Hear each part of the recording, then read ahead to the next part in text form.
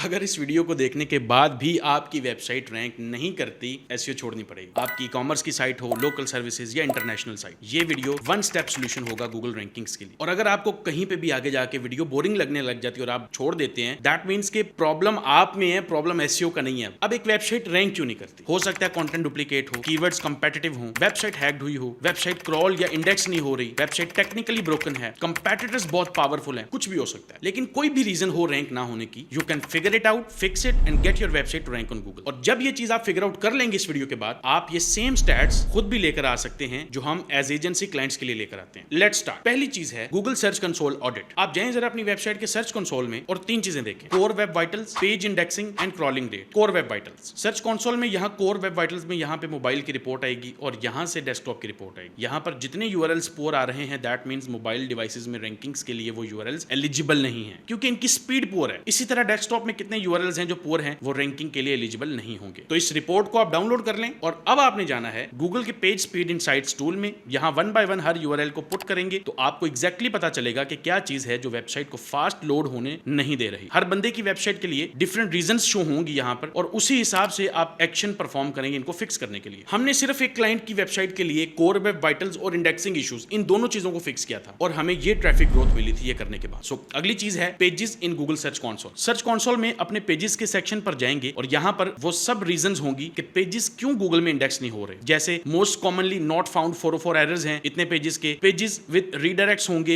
Excluded by no index tag and साथ में बाकी लिस्ट ऑफ एरर्स होगी। सो ये टोटल नंबर ऑफ पेजेस क्यों इंडेक्स नहीं हो रहे, यहाँ पर टोटल लिस्ट ऑफ एरर्स की वजह से इनको ठीक करना होगा। अब ये इश्यूज बहुत ही स्ट्रेट फॉरवर्ड है, ज्यादा से ज्यादा आधा घंटा या 1 घंटा लगेगा, आप इनको फिक्स कर सकते हैं। Next thing is crawling rate. Google search console की सेटिंग्स में जाना है आपने और यहां से क्रॉल स्टैट्स की रिपोर्ट पर क्लिक करना है। अब ये वाले जो स्टैट्स हैं आपकी साइट के बहुत इंपॉर्टेंट हैं। यहां से ये पता चलता है कि गूगल आपकी साइट को कितना क्रॉल कर रहा है डेली बेस पे। और अगर आप नोट करें तो ग्राफ पर डेली की डेट आ रही है और डेली की बेस पर क्रॉल रिक्वेस्ट्स आ रही हैं। ये नंबर जितना ज्यादा होगा उतना ही आपकी वेबसाइट फास्ट रैंकिंग के काबिल होगी और ये जितना ही कम होगा दैट मींस आपकी साइट को गूगल विजिट नहीं कर पा रहा। अब मैं आपको क्विकली बताता हूं कैसे आप अपने क्रॉल रेट को बढ़ा सकते हैं। और जो चीजें मैं अब बताने जा रहा हूं आपको वो एग्जैक्टली मैंने इस क्लाइंट की वेबसाइट पर इंप्लीमेंट किए थे और crawl rate was through the roof and website की ट्रैफिक भी ऑलमोस्ट डबल हो गई थी। सो देखें, crawling depends on multiple factors like fast hosting like SiteGround, lightweight theme, internal linking structure, page publishing frequency and backlinks. तो इन चीजों पर काम करने से आपकी जो क्रॉलिंग है वो बहुत ज्यादा हद तक बढ़ जाएगी। तो ये तो था सर्च कंसोल का ऑडिट। लेकिन अगर आपकी वेबसाइट के ऊपर इंटरनल डुप्लीकेट कंटेंट है, एक्सटर्नल डुप्लीकेट कंटेंट है, रॉन्ग इंटेंट के कीवर्ड्स टारगेट हैं, हाईली कंपेटिटिव कीवर्ड्स टारगेट हैं, ऑन पेज मिस्टेक्स हैं, स्पैमी बैकलिंक्स बने हुए हैं, तो स्टिल वेबसाइट रैंकिंग्स में स्ट्रगल करेगी। तो सर्च कंसोल इश्यूज को फिक्स करना इज लाइक बॉडी को बाहर से ठीक करना। लेकिन अगर अंदर से बॉडी डैमेज है तो बाहर से फिक्स करने का कोई फायदा नहीं होगा और अंदर से फिक्स करने के लिए आपको जाना पड़ता है डिटेल्ड ऑडिटिंग पर, like keyword audit, content audit, on page audit, technical audit and backlinks audit. Let's start with the keywords audit. Keyword audit का सिंपल मतलब है जो भी कीवर्ड्स आप टारगेट कर चुके हैं उनको individually one by one analyse करके कैटेगराइज करें कि कितने कीवर्ड्स इजी टू रैंक हैं, कितने मीडियम कंपटीशन एंड कितने हाई कंपटीशन। देखें,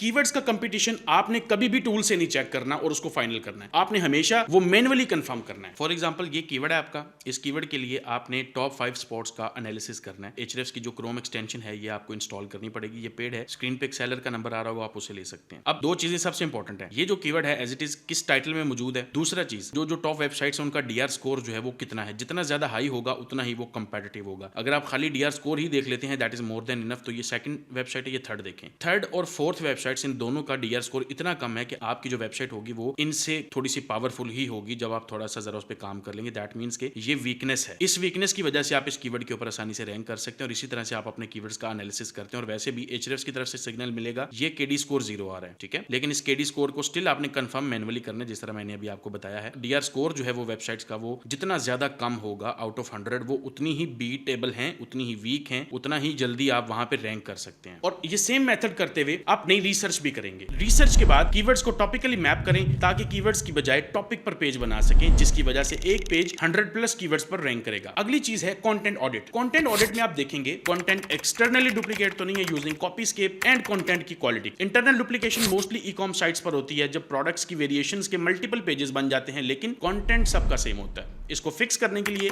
आप कैनोनिकलाइजेशन यूज करते हैं। एक्सटर्नल जो डुप्लीकेशन होती है, आपका कंटेंट किसी दूसरे की साइट के साथ, वो डेलिब्रेट होती है। जब आपका राइटर अच्छा नहीं है, उसको लिखना ही नहीं आता खुद से, तो वो दूसरों का कंटेंट उठा के आपकी साइट पे डाल देता है। तो जब भी आप किसी राइटर से कंटेंट लेते हैं, मेक श्योर आप उसकी जो प्लेजरिज्म रिपोर्ट है वो लाजमी चेक करें। अब कंटेंट क्वालिटी, इसकी अगर बात करें तो इसमें काफी चीजें आती हैं, जैसे सिमेंटिकली ऑप्टिमाइज्ड होना चाहिए कंटेंट, यूजर फर्स्ट अप्रोच से लिखा गया हो, 100% टॉपिक को कवर कर रहा हो, लिंगो मिस्टेक्स ना हो उसके अंदर, नेटिव लैंग्वेज में लिखा गया हो और एक्टिव वॉइस में लिखा गया हो। अगर ये सारे चेक बॉक्सेस फुल हो रहे हैं आपके कंटेंट के, वेल एंड गुड। अगर नहीं, you have to audit the content and fix the issues जो उसमें आ रहे हैं। Next is on page audit. अब ऑन पेज ऑडिट में आपको बेसिकली देखना होता है कि पेज के टाइटल में कीवर्ड है, फर्स्ट पैराग्राफ में कीवर्ड है, हेडिंग 2 में कीवर्ड है, इमेज अल्टरनेट टेक्स्ट में कीवर्ड है, स्कीमा का कोई एरर तो नहीं है पेज पे, इंटरनल लिंक्स लगे हुए हैं, एक्सटर्नल लिंक्स हैं पेज में, और पेज का कंटेंट सिमेंटिकली ऑप्टिमाइज्ड है। जस्ट इन चीजों को अगर आप फिक्स कर लेते हैं, आपकी ऑन पेज 100% परफेक्ट हो जाएगी। और ऑन पेज इश्यूज को फाइंड करने के लिए आपके पास मल्टीपल टूल्स हैं, like POP, screaming frog, SEMrush and Ahrefs। Now